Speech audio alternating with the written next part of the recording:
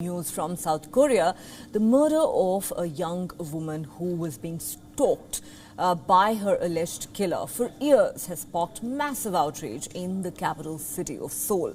Details of the incident are quite brutal and barbaric. The woman was killed earlier this month at a subway station where she used to work. Her alleged attacker reportedly waited for an hour outside the toilets before following her inside and stabbing her to death.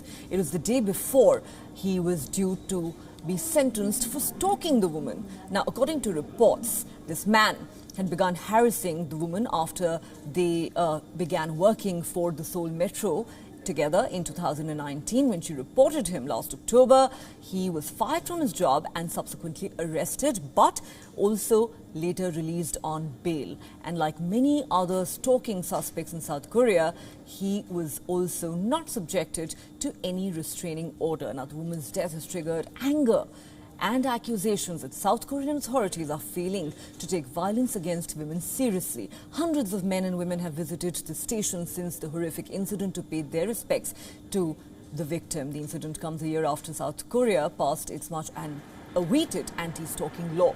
Because until last year, stalking was classified as mere misconduct, not even a criminal offence. Many argue the law itself is insufficient and does not provide much protection to victims, primarily because of its stipulation that a perpetrator can only be prosecuted with the consent of the victim. This loophole, they say, makes it possible for stalkers to bully their victims into withdrawing cases.